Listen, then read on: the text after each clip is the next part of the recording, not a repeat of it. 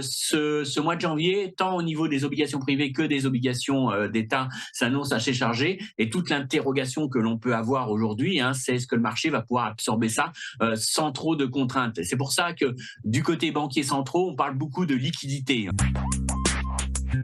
Nous sommes de retour en direct dans cette édition du 8 janvier 2026 du live de TV Finance, votre émission quotidienne qui s'attache à comprendre l'actualité et faire en sorte de vous la restituer de façon la plus audible possible pour que vous puissiez vous l'approprier et en conséquence travailler ou non vos stratégies d'investissement ou de trading ou bien tout simplement avoir un œil un peu plus affûté sur le monde dans lequel nous évoluons. Et pour ce faire, j'ai le plaisir de retrouver en duplex Christian Parizeau. Bonjour Christian. Bonjour. Merci beaucoup Christian d'être avec nous ce matin, d'avoir accepté notre invitation. Christian Parizeau, vous êtes président d'Altair Economics. Avec vous, on a énormément de sujets à voir en ce début d'année 2026. Le premier, c'est la question sur laquelle on avait laissé 2025. Elle est de nouveau d'actualité en ce début d'année 2026. La question est très simple, Christian. Est-ce que les marchés ont un risque sont mis face à un risque de s'effondrer en 2026? Est-ce que c'est probable? Parce que les risques sont nombreux, en fait, en réalité. Oui, alors en tout cas, c'est pas aujourd'hui. Si vous prenez les marchés d'options, une baisse très violente des marchés, c'est à peine 8% de probabilité. Donc on est sur quelque chose de très faible aujourd'hui en termes de perception. Il y a quand même de l'appétit pour le risque, mais on voit que quand même on manque de visibilité. On va dire. Alors, je vais peut-être pas vous parler d'un crack parce qu'il y a peut-être pas forcément d'éléments forts qui justifieraient un crack, mais on voit qu'on manque de visibilité sur la croissance américaine. Très clairement, aujourd'hui, on a des indicateurs qui sont ni mauvais ni très bons, donc on est un peu entre deux eaux, mais on sait qu'on reste jamais entre deux eaux. À un moment donné, il va falloir trancher sur le scénario américain, et là, on est encore sur des indicateurs qui sont difficiles à interpréter. Je vous prends juste un petit exemple. Sur cette semaine, on a eu un indice S&P Global, le PMI de S&P Global qui nous annonce un ralentissement assez net de l'économie américaine sur le mois de décembre, et vous avez un ISM, notamment un ISM des services qui a été publié hier, qui nous montre au contraire une activité dans les services qui accélère, avec des commentaires du côté de S&P Global qui étaient assez négatifs des directeurs d'achat et nettement plus positifs du côté de l'ISM, même s'il y avait quand même quelques éléments de prudence. Donc voilà, on sent qu'on manque de visibilité sur cette économie américaine, sur ses projections. On a un risque géopolitique qui vient de rebondir en ce début d'année. Alors certes, les marchés, ça a été l'objet d'arbitrage très court terme sur les marchés, plus que d'un impact sur la tendance globale des indices. Mais on sent que quand même, il y a une sorte de flight to quality vers l'intelligence artificielle. Et pourquoi on joue la thématique intelligence artificielle? C'est lorsqu'on n'a pas de visibilité sur les autres secteurs. Et on voit que M. Trump alimente quand même pas mal de volatilité sur ce qu'il va faire. Regardez seulement sur les dernières 24 heures, entre ce qu'il a annoncé qu'il allait bloquer les dividendes du secteur de la défense s'ils n'augmentaient pas leur production. Alors, c'est qu'une menace, c'est ce qu'il va le faire réellement. On sent, mais on voit que pour un investisseur, on n'a pas de visibilité. On sait que M. Trump est imprévisible. Et maintenant, on a fini la phase droit de douane. On passe dans une phase plus géopolitique, et ça peut quand même impacter. Et puis, dernier élément, on pourra y revenir naturellement, c'est le marché obligataire qui pourrait être aussi source de stress. Donc, il y a quand même des éléments de facteurs de risque qui peuvent faire quand même bouger les marchés actions, au moins induire une correction, parce qu'on est quand même sur des niveaux de valorisation qui sont aussi tendus, qui laissent pas beaucoup de marge à éventuellement des mauvaises nouvelles. Donc, oui, on peut tenir des scénarios assez noirs. Alors, je n'irai pas jusqu'à un crack, mais en tout cas, ça incite quand même à la prudence. Et c'est pour ça que je pense que certains investisseurs investissent encore dans l'or depuis le début de l'année, vont encore sur des actifs refuges. Alors, c'est vrai qu'on est un peu pris entre deux feux, parce qu'on voit les actifs risqués monter et on voit les actifs refuges aussi monter. Donc on se dit qu'il y a vraiment un combat au sein du marché. On voit qu'il y a des gérants qui sont très négatifs, d'autres qui ne le sont pas, et on sent que quelque part il va falloir trancher dans ces éléments-là. Et vous, justement, alors, vous, a priori, dans vos scénarios privilégiés, vous tranchez plutôt vers les actifs risqués ou au contraire, vous mettez un peu de prudence dans vos modélisations? Alors moi, je suis prudent, mais je suis prudent depuis un petit moment, donc j'ai été excessivement prudent, et à tort, faut le reconnaître. Mais je pense que effectivement, tant qu'on n'a pas de visibilité sur ce que fera la Banque centrale américaine, que l'incertitude que génère Monsieur Trump sont des facteurs qui peuvent véritablement enclencher des phases de correction sur les marchés. pas de crack, attention, hein, je vous dis pas qu'il y a une crack qu'il y a une bulle dans l'IA, mais plutôt des phases peut-être de correction à court terme. Ok, vous avez parlé du marché obligataire, Christian. Le marché obligataire, pour les experts, a priori 2026, ça pourrait être un bon cru, eu égard à l'appétit des investisseurs pour le marché obligataire, aux bons résultats, aux bons fondamentaux des entreprises aussi, il faut le noter, qui restent quand même résilientes. Également, parce qu'on est dans une logique, dans un environnement de baisse de taux de la part des principales banques centrales de la planète. Résultat, c'est quand même plutôt positif. Ceci étant, vous nous expliquez qu'il y a quand même un risque de ce côté-là, notamment parce que 2026 va être une année extrêmement importante en termes d'éducation, si j'ai bien compris. Oui, c'est ça. Aujourd'hui, le principal. Alors, vous pouvez pas ouvrir aujourd'hui un commentaire sur le marché obligataire dont on vous parle pas des émissions qui seront très importantes. Alors, il y a deux types d'émissions. Attention, hein, il y a les émissions privées qui vont être très importantes parce que derrière maintenant les investissements autour de l'intelligence artificielle, il y a beaucoup d'endettement. Hein. On a vu que on a eu des émissions assez importantes du secteur privé. On a toujours à partir de janvier, hein, on a toujours des émissions obligataires qui sont faites au niveau du crédit par les entreprises globalement, mais on sait qu'il y a un besoin d'investissement. Vous savez, on a eu une conjoncture qui s'est plutôt bien maintenue en 2025, mais c'est grâce essentiellement à un maintien de l'investissement. C'est-à-dire que la consommation est restée faible, mais l'investissement des entreprises est resté résilient. Ça, c'était plutôt la bonne surprise de l'année 2025, et c'est lié surtout à des investissements technologiques. Et donc ça va générer quand même pas mal d'émissions obligataires dans le secteur privé. Et puis, on a beaucoup d'inquiétudes, naturellement, sur les émissions obligataires que vont faire les États. Alors, sachant qu'il y a un effet saisonnier, hein, et on sait que le début d'année, souvent, est assez chargé, et on va avoir cette année plusieurs éléments qui vont jouer. Alors, du côté des États-Unis, la réforme, la nouvelle loi budgétaire américaine va se traduire par des exemptions d'impôts pour les ménages américains, et donc, vraisemblablement, sur des besoins de financement qui seront plus importants pour le Trésor américain au niveau saisonnier. Vous savez que en général, vous faites votre déclaration d'impôt et il y a des ajustements d'impôts à ce moment-là, et l'État américain doit verser les trop perçus aux ménages américains sur février-mars. Hein, c'est les tax refunds. Et donc, a priori, du fait des exemptions qui ont été mises en place, on aura sûrement des tax refunds plus importants et donc un besoin de financement du Trésor américain qui sera très important sur ce début d'année. Donc ça, c'est du côté des États-Unis, et vous savez que c'est pas négligeable vu la taille de l'économie américaine. Et puis du côté de l'Europe, hein, on a aussi des émissions qui sont attendues, hein, naturellement, que ça soit au niveau de l'Allemagne, qui seront très attendues, surtout l'Allemagne qui veut emprunter sur du 20 ans. Donc on aura des émissions longues et très longues du côté de l'Allemagne. Et puis on sait que du côté français aussi, hein, on peut attendre une hausse assez significative des émissions nettes, hein, du Trésor français. Donc ce mois de janvier, tant au niveau des obligations privées que des obligations d'État, s'annonce assez chargé. Et toute l'interrogation que l'on peut avoir aujourd'hui, hein, c'est est-ce que le marché va pouvoir absorber ça sans trop de contraintes. C'est pour ça que du côté banquiers centraux, on parle beaucoup de liquidité, hein, alors, entre guillemets liquidité pour ça, mais on s'inquiète beaucoup quand même, hein, au niveau des banquiers centraux sur ces tensions qu'on pourrait observer, d'autant plus, comme vous le disiez, c'est qu'il y a eu cette baisse des taux courts. Donc normalement, quand la Banque centrale baisse ses taux courts, ça doit se répercuter sur la partie longue de la courbe, et on doit voir un mouvement de courbe, et on craint quand même que avec ces émissions obligataires, cette offre, on ait plutôt une pontification de la courbe, des courbes d'État. Hein. Alors en plus, si je dois rajouter d'autres éléments aussi, allez, si je veux charger la barque, hein,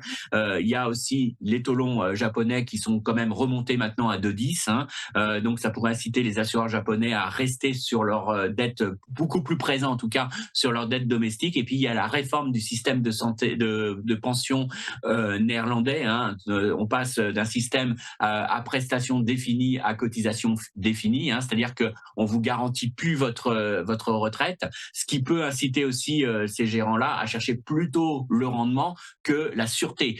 Et donc quand vous êtes à cotisation définie et non plus à prestation définie, vous êtes peut-être plus incité à prendre moins d'obligations sans risque, et donc à prendre peut-être plus des investissements risqués. Mais ça veut dire qu'il y aurait peut-être aussi un acteur majeur sur le financement des États qui serait un peu moins présent. Donc vous voyez, il y a un équilibre offre-demande, si je dois raisonner purement, là je suis pas dans de l'économie, là je suis purement sur un équilibre offre-demande qui est quand même pas forcément très favorable au marché obligataire, sachant que les banques centrales sont très inquiètes naturellement des aspects de liquidité. Donc tout ça, ça peut créer, de la volatilité, comme toujours, c'est quand on n'a pas 30, mais ça peut créer aussi une quantification des courbes des taux, et ça serait pas forcément une très très bonne nouvelle pour la valorisation des actifs risqués, parce que encore une fois, au niveau des actifs risqués, on est sur des niveaux de valorisation très élevés. Donc ça les rend d'autant plus sensibles à la moindre mouvement, au moindre effet taux, que si on était sur des niveaux de valorisation beaucoup plus bas.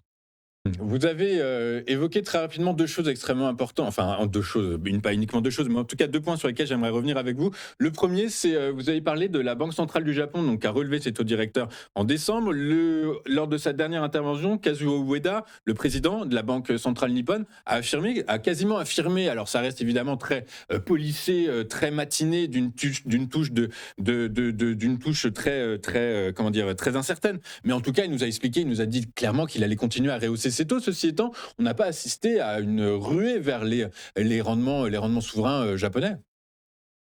Non, mais le Japon, c'est très compliqué, la politique monétaire du Japon. Alors déjà, on a eu des changements, des retournements de Monsieur Ueda au mois de décembre qui étaient assez impressionnants, parce qu'à un moment donné, il a dit qu'il allait monter les taux. Après, il a dit mais on n'est pas pressé. Après, il a dit oui, mais on peut monter les taux en injectant des liquidités. Bon, je vous le fais à ma façon, mais il l'a pas dit comme ça, mais ça revient un peu ça, puisqu'il a dit qu'il pouvait augmenter les achats d'actifs obligataires dans les prochains mois. Donc, on sent le Japon assez mal à l'aise. Alors, juste à titre d'actualité, ce matin, on a eu cette statistique sur les salaires au Japon qui prend tout le monde un peu à contre-pied, avec une progression des salaires nominaux particulièrement faibles. Alors, je mettrai juste un bémol, c'est une statistique préliminaire, c'est la partie bonus qui a baissé, bonus d'hiver, et c'est la partie qui, dans l'estimation préliminaire, est la plus sujette à révision. Donc, il faut quand même modérer un petit peu, mais ça prend complètement à contre-pied la Banque centrale du Japon et le discours que nous faisait M. Ueda en début d'année, où il nous disait les salaires vont continuer de progresser, et là, on se retrouve avec des salaires réels négatifs ce matin. Donc, on sent que la Banque centrale du Japon doit faire face, à un risque d'instabilité sur le marché obligataire, et ça, c'est quelque chose qu'elle regarde de très près, et on le sent prêt à réagir dès que les taux longs japonais remontent trop rapidement. Donc on le sent mal à l'aise par rapport à ça. Et puis deux, à des statistiques qui sont difficilement aussi lisibles au Japon. Et puis surtout le scénario d'une reprise au Japon continue avec des salaires qui continueraient à accélérer est loin d'être acquise encore aujourd'hui. Donc ça pourrait aussi modifier son discours. Et puis troisième chose, c'est quand même compliqué de remonter les taux longs lorsque vous avez l'État japonais qui planche sur un plan de relance majeur qui va entraîner des fortes émissions obligataires. Donc on les sent assez mal à l'aise aussi de leur côté, parce qu'ils ne voudraient pas créer un crack obligataire, entre guillemets. Ça serait malvenu, et puis là ça tuerait complètement la phase d'amélioration conjoncturelle au Japon. Donc je pense qu'on n'a pas fini d'en parler aussi, qui va être très prudent, et je pense que ça c'est un petit élément aussi qui est à prendre en compte lorsqu'on investit sur les actifs japonais, parce qu'on n'a pas beaucoup de visibilité sur ce que fera le yen cette année et ce que fera réellement la Banque centrale du Japon. Elle veut maintenir la pression en disant au marché, ne vous inquiétez pas, je continue à normaliser ma politique monétaire. C'est quelque chose qu'il faut faire, mais je sens qu'il y aura pas mal d'obstacles et qu'on aura pas mal de sujets de révision autour des attentes. Par contre, ce qu'il faut surveiller naturellement, c'est le niveau du 10 ans japonais, parce que derrière, c'est un peu le point bas, si vous voulez. Comme les assureurs japonais, dans les investisseurs non résidents, jouent un rôle majeur dans le financement des dettes européennes et américaines, c'est à surveiller, parce que quoi qu'il arrive, il faut qu'il y ait un écart, et si le 10 ans japonais monte, ça fera monter forcément les taux longs européens et américains. Le 10 ans japonais qui, sur un an, a quasiment pris 100%. Alors voilà, je dramatise un peu, on est plutôt à 90%, mais en tout cas, voilà, on est quand même sur une tendance très clairement haussière. Il y a un risque de ce côté-là. Oui, il y a une normalisation. Et n'oubliez pas aussi, deuxième chose, c'est ce qui rend aussi prudent Monsieur Ueda, c'est que les taux longs japonais aujourd'hui sont encore très négatifs. Les taux réels, les taux longs réels japonais sont encore très négatifs. Et donc, si on était véritablement sur des investisseurs qui aujourd'hui intégraient l'inflation au Japon, on serait plutôt sur des taux à 3 ou 4% au lieu de 2. Donc il y a encore beaucoup de chemin pour, entre guillemets, normaliser ces taux longs. Donc si on était sur des taux japonais à 4, je peux vous dire qu'en Europe et aux États-Unis, on serait sur des niveaux de taux beaucoup plus élevés, parce que les investisseurs japonais, avec des taux à 4, ils n'ont aucune raison d'investir sur du T-bonds à 4, 14. Donc on sent que ça créerait vraiment un impact sur les marchés obligataires. Donc faut surveiller surveiller les taux longs japonais, ça reste un élément clé. Maintenant, avec une grosse problématique, c'est qu'on n'a pas de visibilité sur ce que fera la BOJ cette année. Alors, côté américain, on commence peut-être à avoir une visibilité sur la construction du budget américain. Vous avez dit qu'il allait être faramineux. Potentiellement, il peut être alourdi par une décision que pourrait prendre la Cour suprême américaine demain, selon la presse spécialisée américaine. Hein. C'est des articles qu'il faut chercher, il faut fouiller pour pouvoir les trouver. Mais il semblerait que la Cour suprême américaine statuerait dès demain sur la légalité ou non des droits de douane de l'administration Trump. Résultat, est-ce qu'il y a un risque de ce côté-là, selon vous? Alors, c'est une bonne question. Alors, je suis pas spécialiste juridique, mais c'est quand même délicat hein, pour la Cour suprême, parce que si elle invalide complètement les droits de douane en disant que Trump a monté les droits de douane de manière illégale, le Trésor américain est obligé de rembourser l'ensemble des droits de douane qu'ils ont prélevés depuis le début de cette mise en place. Ça serait une réaction très violente, à mon avis, sur le 10 ans américain. Et ça poserait un problème budgétaire important pour les États-Unis. Donc je pense que, alors encore une fois, je suis pas spécialiste juridique, mais s'ils ont quelque chose à faire et ce qui semble plus raisonnable, s'ils veulent vraiment freiner un peu Monsieur Trump, c'est de lui envoyer le message suivant, c'est de dire les droits de douane que vous avez faits sont légaux parce que ça répondait à une situation d'urgence, mais une fois passée la situation d'urgence et si on veut installer durablement ces droits de douane, vous devez passer par un vote au Congrès. Je pense que ça sera sûrement un des messages que voudra envoyer la Cour suprême. Alors pourquoi? Parce que s'il valide ce qu'a fait Monsieur Trump, bah ça lui laisse quand même la porte ouverte. C'est quand même la fin de l'état de droit aux États-Unis. C'est-à-dire que Monsieur Trump, sur une situation d'urgence, peut envahir le Groenland, peut frapper le Venezuela sans demander l'avis au Congrès, peut monter les droits de douane. Vous allez me dire, c'est ce qu'il a fait. Oui, mais à un moment donné, il faut que quand même il y ait des contre-pouvoirs aux États-Unis. Et même si vous êtes un juge de la Cour constitutionnelle américaine qui est républicain, vous pouvez pas non plus laisser comme ça.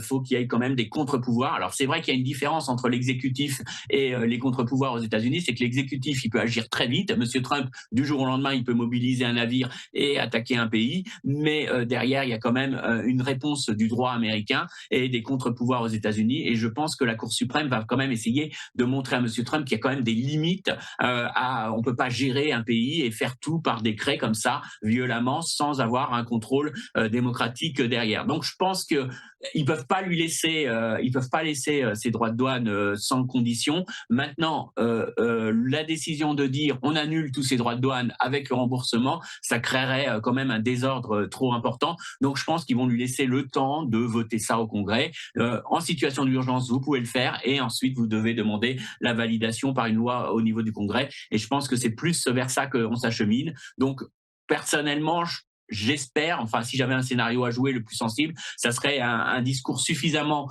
compliqué et juridique pour que ça n'aille pas véritablement trop d'impact sur les marchés. Donc, je pense qu'on va regarder ça de très près, mais c'est peut-être pas, ça sera peut-être pas majeur en termes de directionnel sur les marchés. Ça sera à regarder comment la Cour suprême communique sur ce sujet. Ok, très clair. Donc peut-être rendez-vous demain, c'est pris au conditionnel, mais en tout cas peut-être voilà, les journaux américains se sont emparés et ont publié cette date. On va rester sur le marché américain du côté outre-Atlantique puisque cette semaine est consacrée à la publication de données sur le marché de l'emploi américain. On a eu ADP, on a eu Jolt, qui confirme une chose, le marché de l'immobilier, le marché de l'emploi, pardon, américain ne bascule pas dans la crise. Est-ce que c'est aussi votre constat, Christian? Oui, alors c'est vrai que il y a deux choses. Dans les chiffres du Jolt, si vous regardez, vous êtes à 5 millions, j'arrondis, hein, vous êtes à 5 millions de création d'emplois et enfin d'embauches et à 5 millions de départs. Alors ça comprend les démissions et ça comprend les gens qui sont licenciés. Même si la part des gens qui sont licenciés est encore assez faible. Donc ça veut dire quoi? 5 millions, c'est quand même important. C'est-à-dire qu'il y a quand même du turnover au sein des effectifs des entreprises américaines. Alors je mets à culpa, moi aussi le premier. J'ai tendance à dire que le marché du travail est gelé, mais c'est pas vraiment le cas quand même, parce que 5 millions, ça reste quand même des niveaux d'embauche et de licenciement importants, mais ça s'équilibre. Ça veut dire que si on prend en net au niveau macroéconomique, on est bien sur l'absence de création d'emplois. On est quasiment sur des effectifs qui globalement reste inchangé, mais on a quand même du turnover. Et quand on regarde dans le détail, il y a quand même des arbitrages au niveau des secteurs. C'est-à-dire que là, on a vraiment l'illustration d'une croissance économique en K, c'est-à-dire qu'il y a des secteurs qui embauchent et d'autres qui licencient. Alors, vous allez me dire, c'est toujours vrai, c'est toujours le cas, mais là, c'est particulièrement fort. Donc ça nous rend quand même assez inconfortable, et c'est pour ça que le marché n'a très peu réagi finalement à ces données autour de l'emploi qu'on a eu hier, que ce soit l'ADP ou que ce soit ces chiffres du Jolt, parce que ça change pas l'image globale. L'image globale du marché du travail, je vais reprendre le mot de gelé. C'est vrai que si vous regardez l'image globale, vous avez l'impression d'un marché du travail qui ne bouge pas, sauf que quand vous regardez dans le détail, vous apercevez qu'il se passe quand même des choses, qu'il y a des secteurs qui vont très mal et d'autres secteurs qui continuent d'embaucher, et c'est principalement le secteur de la santé, tout ce qui est dans les services d'ailleurs, et on voit qu'il y a quand même des choses positives qui restent encore solides dans l'économie américaine. Mais ça n'aide pas. Ça n'aide pas parce que pour les banquiers centraux, ils préféreraient avoir soit un signal très fort de création d'emplois où ils diraient bon, bah, ça veut dire que le marché de l'emploi va bien et donc j'ai pas besoin d'ajuster ma politique monétaire, soit avoir un signal de dégradation du marché du travail. Donc dans ce cas-là, je baisserai mes taux pour soutenir le marché du travail parce que j'ai pas d'inquiétude que l'inflation reste durablement forte aux États-Unis. Donc on aurait une situation tranchée. Là, c'est pas le cas. Et donc ça crée de l'incertitude sur la politique monétaire de la Banque centrale américaine parce qu'ils n'ont pas de visibilité. Ils le disent eux-mêmes. Il n'y a pas plus tard que 2 jours, on avait encore un des membres du FOMC qui nous disait que globalement, il y avait des choses bonnes, des choses mauvaises sur l'économie américaine et que pour l'instant, il fallait laisser un peu tout ça reposer pour y voir un peu plus clair. Mais ça veut dire que globalement, on n'a pas de directionnel pour le moment et on ne sait pas trop où on va. Donc ça, c'est un point important, c'est que les chiffres ne sont pas conclusifs. On ne sait pas véritablement quelle est l'orientation qu'on peut avoir du marché de l'emploi. Ça crée beaucoup d'incertitudes, ça fait partie des éléments de risque, parce qu'on voit que le scénario de marché peut basculer dans un sens ou dans l'autre. C'est-à-dire que si véritablement on a une dégradation du marché de l'emploi, on va anticiper une baisse des taux agressifs de la Banque centrale américaine. Et à ce moment-là, on va peut-être jouer la reprise économique aux États-Unis. Sinon, on risque d'avoir une Banque centrale qui attend. Mais est-ce qu'elle ne va pas attendre de trop? Est-ce qu'on ne peut pas avoir brutalement quelque chose de beaucoup plus négatif? Et là, elle agira trop tard. Donc, on sent qu'on n'est pas à l'aise avec ces chiffres de l'emploi. Mais globalement, ce qu'on a aujourd'hui, c'est entre les chiffres divergents et ces chiffres du marché du travail, ça donne l'image plutôt d'un statu quo monétaire et ça donne pas de visibilité au marché. Et ça, c'est quand même important parce que quand vous avez un niveau de valorisation élevé, vous aimez bien avoir de la visibilité. Et c'est pour ça que hier, finalement, face à ces chiffres, on a eu une rotation sectorielle qui a été très claire, c'est flight to quality vers l'IA, je dirais, entre guillemets. C'est-à-dire qu'on va vers les secteurs qui semblent les moins dépendants de la conjoncture parce qu'on n'a pas de visibilité sur la conjoncture. Donc, c'est ça qu'on a vu hier suite à ces chiffres. Un instant de l'IA, parce que justement, il semblerait que le marché soit en train de se structurer plus que précédemment, et on va revenir. Alors justement, j'ai vraiment besoin de votre avis là-dessus. Juste une chose, il y a une statistique qui va peut-être passer en sous-marin, là, peut-être tout à l'heure, et qui pourrait être intéressante, et puis qui peut-être justement nourrit le dilemme de la Banque centrale américaine. C'est la productivité du secteur non agricole qui va, a priori, selon les modélisations des économistes, continuer à prendre de l'épaisseur, passer à 4,9% contre 3,3% précédemment. C'est quand même un très bon signe que la productivité augmente aux États-Unis. Ah oui, à court terme, la productivité, c'est l'indicateur magique, parce que plus de productivité, ça veut dire plus de revenus, peut-être plus de profits, plus de hausse de salaire. Plus de productivité, ça veut dire sûrement moins d'inflation, parce que les entreprises font des gains de productivité, donc elles ont moins incité à relever leur prix de vente. Donc c'est plutôt un indicateur qui satisfait un peu tout le monde, tant au niveau monétaire que au niveau action. Alors juste petite explication, la productivité en économie, c'est la croissance du PIB moins le volume de travail. Donc le nombre de personnes qui travaillent fois les heures travaillées, ça donne notre productivité. C'est pas une mesure que l'on fait entreprise par entreprise, c'est juste une égalité comptable qu'on fait au niveau macroéconomique, je parle. Donc quand on dit que la productivité va augmenter sur le troisième trimestre, c'est parce qu'on a eu une croissance au troisième trimestre qui a été très forte avec des gains d'emploi qui ont été très faibles. Donc quand vous avez cette croissance forte, cette hausse du PIB avec un volume du travail qui bouge presque pas, à ce moment-là, vous avez des gains de productivité qui sont importants et qui vont fortement accélérer au troisième trimestre. Donc ça, c'est plus une règle comptable.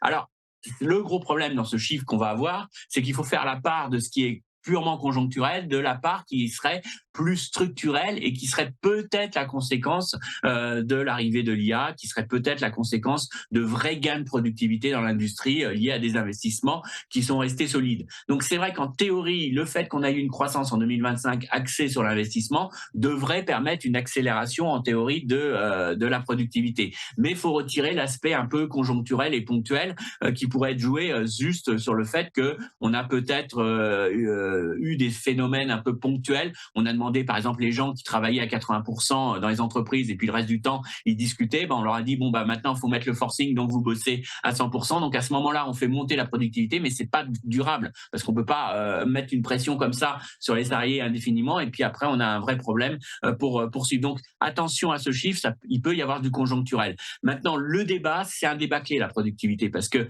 pour cette année, soit vous commencez à percevoir dans les statistiques macro des gains de productivité et un effet de productivité sur l'économie américaine, et dans ce cas-là, la thématique de l'IA est renforcée et ça sera un vrai moteur pour les marchés. Je vous prends juste un petit élément, on y croit au niveau micro, parce que si vous regardez les projections des analystes financiers, ils sont pas très optimistes sur la croissance des chiffres d'affaires en 2026-2027, ils sont en croissance quand même pour l'indice S&P 500, mais par contre, les profits augmentent beaucoup plus que les ventes. Ça veut dire que les marges sont appelées à exploser, et surtout en 2027 où on voit un gros effet sur les marges qu'on peut regarder. Et cet effet sur les marges, c'est le secteur technologique naturellement, mais aussi l'ensemble des autres composantes des autres valeurs de l'indice S&P.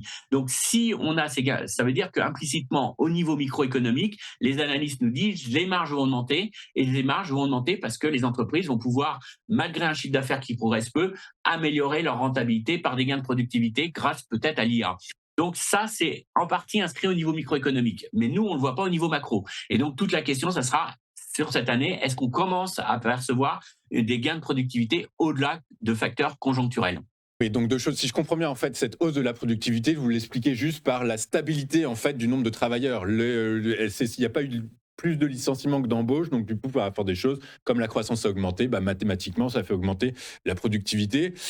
Deuxième chose, on l'a vu en fin d'année que de toute façon, les grands acteurs de l'IA, mais même ceux de la distribution, de la grande distribution alimentaire, commençaient à mettre en place des plans de licenciement massifs à cause ou grâce à l'IA. Donc en théorie, on devrait, d'un point de vue micro, retrouver ça de nouveau en 2026. Et donc, d'un point de vue macro, ça va être une règle probablement établie en 2026 également. Alors oui, oui et non, parce que tout dépendra après si véritablement c'est des gains de productivité. Éventuellement, dans ce cas-là, ça peut créer des effets revenus et ça doit se voir aussi dans les revenus générés par les entreprises. Mais ça peut être, on peut avoir plusieurs façons face à ça. Soit ça peut créer des pressions déflationnistes dans l'économie parce que ces gains de productivité, s'ils sont répercutés sur les prix de vente, parce que Walmart licencie, mais du coup l'employé de Walmart ne consomme pas, et donc ça met une pression sur les prix. Donc ça peut créer des phénomènes de recul des prix. Donc attention, ça peut être aussi un facteur plutôt de désinflation et de déflation, mais ça à surveiller. Ou alors, très clairement, on a une concentration qui va dans les profits des entreprises, qui va sur les plus riches, et à ce moment-là, parce que ceux qui perçoivent les dividendes, c'est ceux qui ont des portefeuilles actions, ce sont les Américains les plus riches. Donc on continue sur une croissance en K, mais le gros problème, c'est que les plus riches consomment moins, épargnent plus que le reste de la population, et que globalement, on est sur des tensions très fortes au niveau social. Donc ça peut aussi à terme peser sur la consommation. Donc pour l'instant, franchement, on n'a pas encore véritablement, d'une part, on n'arrive pas à savoir si c'est vraiment structurel ou si c'est purement conjoncturel dans les gains de productivité. Et puis d'autre part, les impacts sur le scénario économique restent très incertains. Et c'est ce qui explique aussi pourquoi, en ce moment, on a des indicateurs économiques au-delà des aspects fiabilité, shutdown, qui ont beaucoup perturbé les statistiques américaines. Mais au-delà de ça, ça explique pourquoi on a aujourd'hui des scénarios qui restent encore très divergents, parce qu'on sent qu'il se passe quelque chose dans l'économie, mais on ne sait pas trop quels sont les facteurs positifs et négatifs qui peuvent l'emporter, et quel est l'impact que ça peut avoir sur la croissance de 2026 et 2027. Donc on est encore sur cette phase d'incertitude aujourd'hui pour valider un peu tout ça. Donc on est dans ces attentes de certitude derrière tout ça. l'intelligence artificielle, puisque vous nous dites que ça pourrait être vecteur, source de catalyseur de source de rendement en 2026. Ceci étant, quand on regarde les performances, notamment des 7 magnifiques ou de Nvidia en particulier en ce début d'année, bah, sur les 5 premiers jours de bourse, c'est pas exceptionnel, c'est même négatif. Du coup, par la force des choses, qu'est-ce que ça veut dire? Ça veut dire que, eh bien, les investissements ruissellent, les bénéfices ruissellent sur l'ensemble du secteur de l'IA, et donc en conséquence, le secteur continue de se construire, continue de s'étendre, se matérialise très clairement. C'est très bénéfique pour l'intelligence artificielle, en fait, en réalité. Oui, alors par contre, la thématique de l'IA n'est pas abandonnée sur les marchés, hein. Très clairement, on voit qu'on reste très largement dominé par cette thématique, qui est encore une fois, je vous disais, un flight to quality. Ça veut dire que c'est considéré comme une thématique solide et sûre et fiable. Maintenant, ce qui est intéressant, c'est qu'on commence à avoir des investisseurs qui diversifient sur cette thématique. Jusqu'à présent, on achetait les fabricants de pelles, hein. On achetait du Nvidia, on achetait éventuellement du AMD, mais on commence à avoir les investisseurs qui ont pris en compte toutes les remarques qu'on a pu avoir et tout le débat qu'on a eu sur la fin d'année. D'une part, que même s'il y a des investissements massifs dans les data centers, ils pourraient être freinés, hein, parce qu'il y a des contraintes énergétiques, des contraintes d'autorisation de permis de construire. Donc, il y a des freins, sans dire que c'est un retour en arrière, hein. On est quand même sur des fortes croissances, mais il y aura quand même des éléments qui vont freiner. Et puis surtout, ce qui était intéressant, c'est qu'on a eu pas mal d'annonces au niveau du CES, hein, qui ont été largement positifs, et notamment pas mal d'annonces de Nvidia, mais on a plus joué sur ceux qui vont profiter des annonces de Nvidia que sur Nvidia elle-même. Donc ça montre que les investisseurs ont considéré qu'aujourd'hui, Nvidia est sûrement bien pricé, à un bon niveau de valorisation, et on commence à se dire qui va gagner, qui va profiter de cette intelligence artificielle. Je vous prends juste quelques exemples, hein. Quand Nvidia nous a proposé son modèle de voiture intelligente, hein, c'est pas voiture autonome, c'est voiture intelligente grâce à l'intelligence artificielle,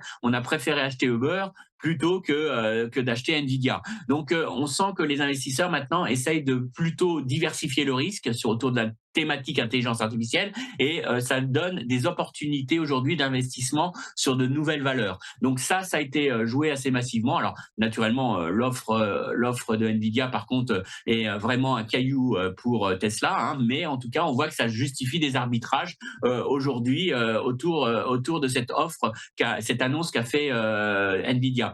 Autre exemple, on a vu aussi un élan, mais vraiment impressionnant, hein, sur tout ce qui est fabricant de puces mémoire, hein, tout ce qui est DRAM, mémoire vive, parce qu'on se dit que finalement on n'a qu'à gagner, parce que ces gens-là ont recyclé des chaînes de production pour faire de la mémoire pour dédier au data center, hein, de la mémoire, ce qu'on appelle les mémoires à large bande, sur lequel ils font beaucoup de marge. Donc, ils ont réduit leur production de mémoire classique qui rentre dans tous les produits électroniques courants, hein, que ce soit les smartphones ou les ordinateurs. Et donc, on se dit qu'il va y avoir une pénurie au niveau des mémoires dites classiques.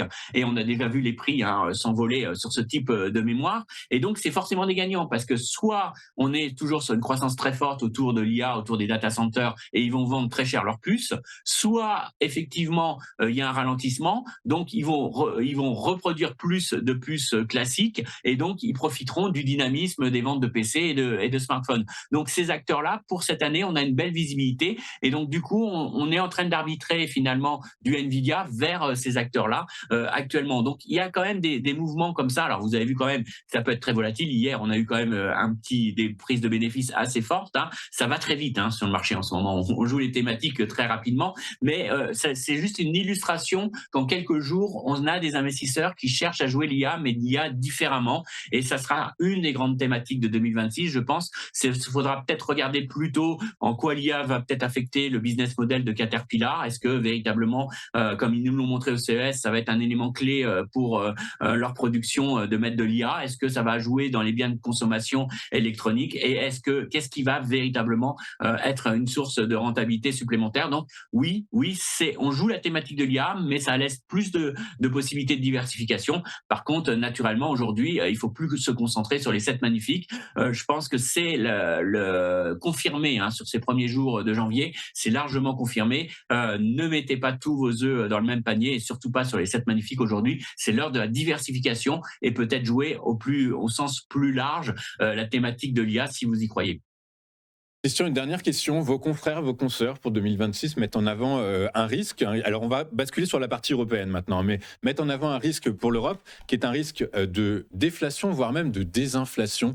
Est-ce que vous partagez ce sentiment-là, et que doit faire la BCE face à ce scénario-là?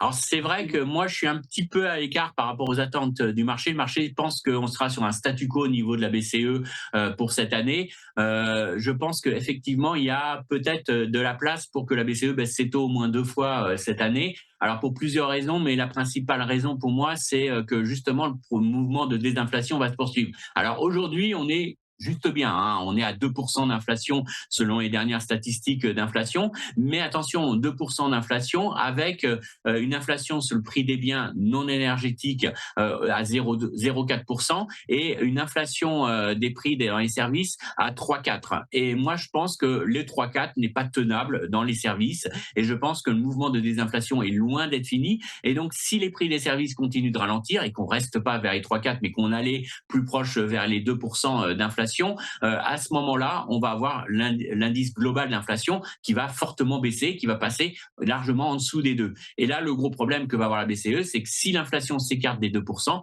les taux réels de monétaires sont en hausse et freinent la conjoncture. Et en plus, plus on se rapproche des 1, on va dire, plus on est en risque de tomber en déflation.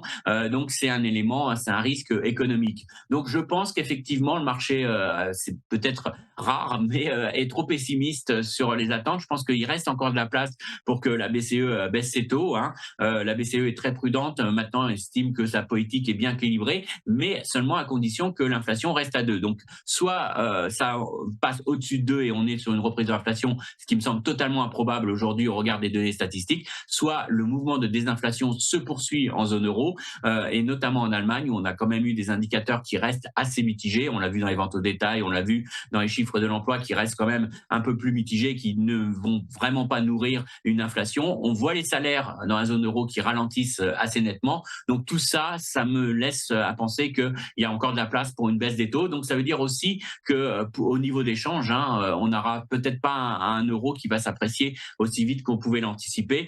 Ça, c'est un élément aussi peut-être à prendre en compte dans nos projections. Mais en tout cas, ce qui est sûr, c'est que l'idée qu'on reste à 2 pendant un an et que la BCE fasse rien et que le prochain mouvement de la BCE soit une hausse de taux me paraît une idée, ce qui est joué actuellement, hein, puisqu'on on est sur une probabilité de 28% de hausse des taux de la BCE en 2027 sur les marchés monétaires, me paraît être une idée un peu forte. Et je pense qu'on a peut-être plutôt l'idée à jouer plutôt une baisse des taux de la BCE pour l'année prochaine à attendre. Écoutez, merci, c'est très clair. Merci beaucoup Christian Parizeau, pour votre temps, vos analyses, vos précieuses analyses. Christian Parizeau, vous êtes président d'Altair Economics avec nous régulièrement sur Téléfinance pour, éclairer nos lanternes et Dieu sait qu'on en a besoin. Merci Christian beaucoup d'avoir été avec nous, ce matin. Merci Je à vous vous. souhaite une excellente journée. Je vous donne rendez-vous, très bientôt. Nous de notre côté, écoutez, on va, vous, laisser là, si je puis dire. Juste avant de, vous rappeler que vous pouvez nous retrouver sur différents réseaux sociaux, je vais vous rappeler les principaux catalyseurs de cette journée. Ils sont allés chercher du côté des États-Unis. Dans un premier temps, on en parlait il y a un instant avec Christian Parizeau, c'est la productivité dans le secteur non agricole qui pourrait être intéressante de regarder. La productivité du secteur non agricole à regarder. Et puis évidemment, c'est toujours le marché de l'emploi qui est sous le feu des projecteurs puisque pareil, il y a des données qui seront publiées en fin de journée qu'il sera toujours intéressant de regarder avant le très attendu rapport sur l'emploi de demain. Sinon, écoutez, vous pouvez nous retrouver sur notre site internet tvfmedia.fr ou bien sur notre page YouTube TV Finance. Voilà, cette édition est terminée. J'ai été ravi d'être avec vous aujourd'hui et écoutez, on se retrouve dès demain dès 8h55 pour une nouvelle séance de décryptage et d'analyse de l'actualité de son impact sur les marchés financiers. Je vous souhaite une excellente journée sur TV Finance.